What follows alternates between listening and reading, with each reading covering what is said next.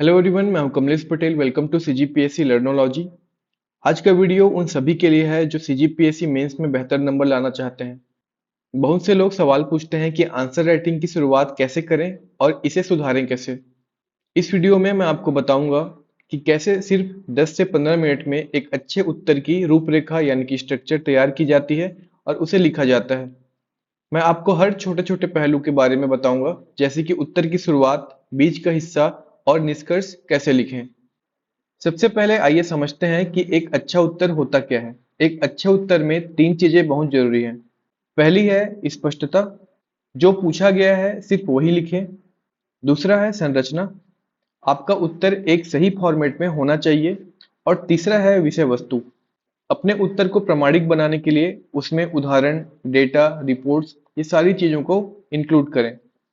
अपने मन में ये बात बिठा लें कि एग्जामिनर के पास बहुत कम समय होता है। वो आपके उत्तर में ये तीन चीजें ढूंढता है ताकि वो आपको अच्छे नंबर दे सके। अब आते हैं अहम हिस्से पर, आंसर लिखने की प्रक्रिया।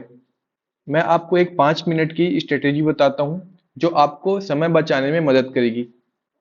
पहला स्टेप है प्रश्न को तोड़ना। ध्यान से देखिए कि प्रश्न में कौन से कीवर्ड है और वो क्या पूछ रहा है। जैसे अगर एनालाइज लिखा है तो आपको पक्ष और विपक्ष दोनों बताने हैं।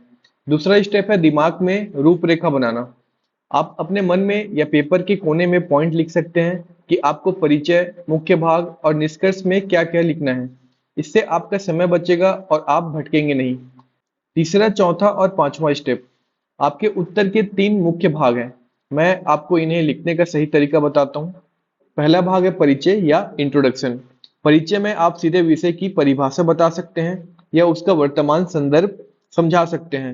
इसे छोटा और सटीक रखें, 2-3 लाइन से ज्यादा नहीं लिखें। मुख्य भाग में हर एक पॉइंट के लिए एक छोटा पैराग्राफ बनाएं।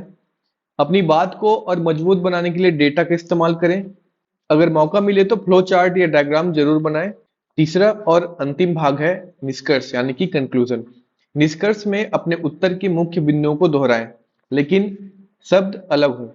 आप एक सकारात्मक सुझाव या आगे की राह देकर इसे खत्म कर सकते हैं। एक अच्छा निष्कर्ष आपके उत्तर को संपूर्ण बनाता है।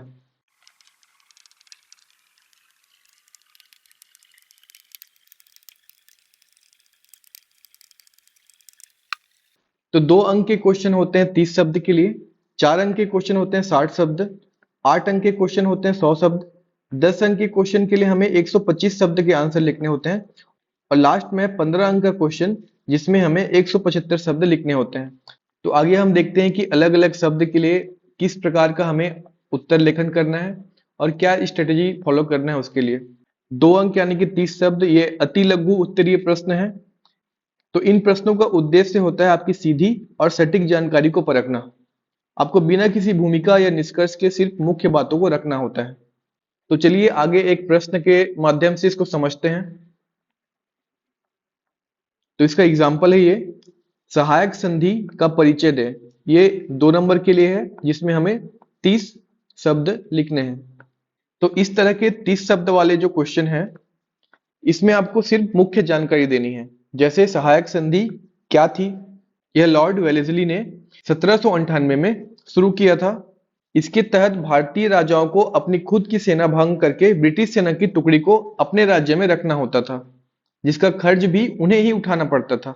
इस नीति से अंग्रेज बिना लड़ाई के ही भारतीय राज्यों पर नियंत्रण कर पाए थे।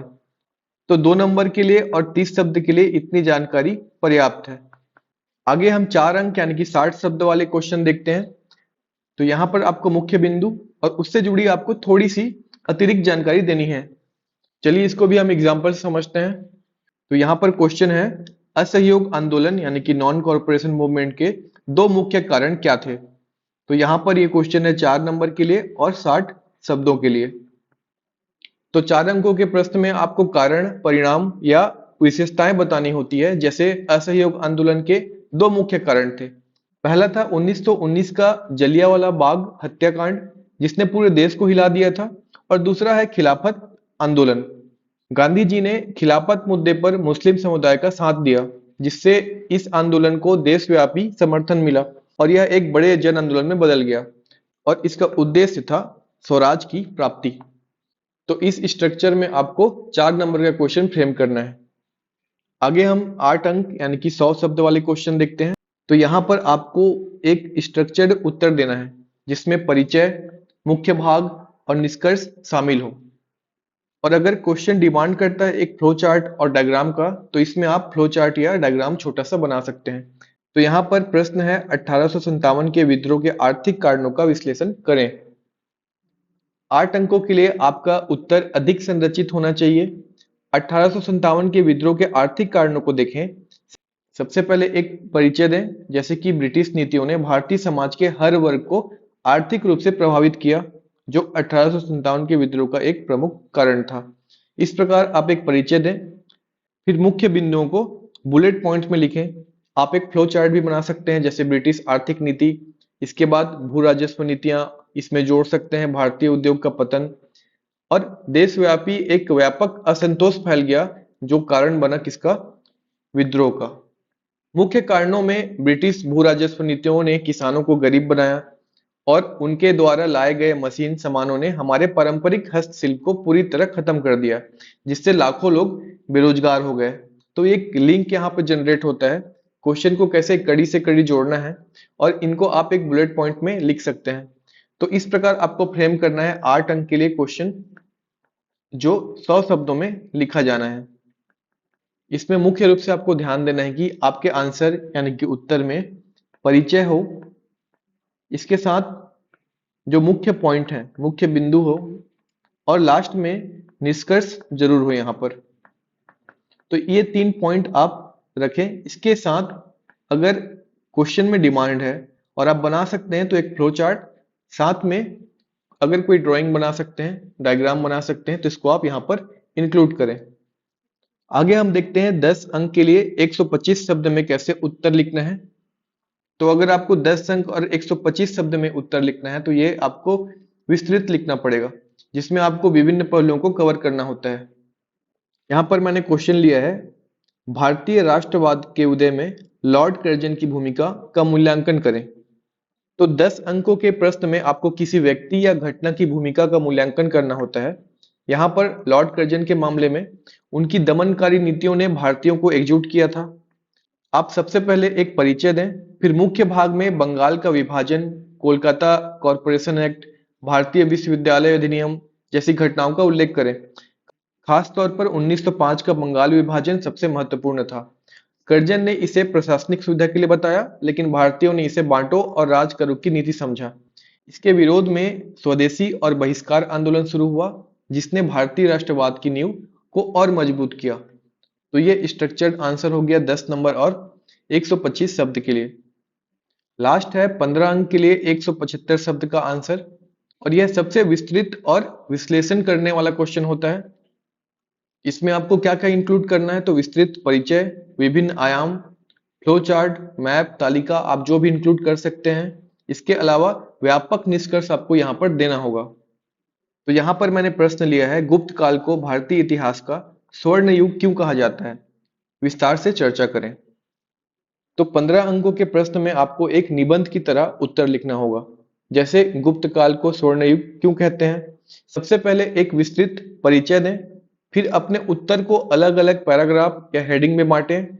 आप कला, विज्ञान, साहित्य और प्रशासन जैसे विभिन्न पहलुओं पर विस्तार से आप कला और वास्तुकला, विज्ञान और गणित और साहित्यिक विकास जैसे उपशीर्षक बना सकते हैं। जैसे आर्यभट्ट ने इसी काल में शून्य का आविष्कार किया और पृथ्वी के अपनी धुरी पर घूमने की बात कही। इसी तरह कालिदास ने अपने अमर नाटक अभिज्ञान शकुंतलम की रचना की। अंत में एक संतुलित निष्कर्ष दें क्यों इस काल को स्वर्ण युग कहना उचित है। तो यह है एक विस्तृत आंसर 175 शब्द के लिए।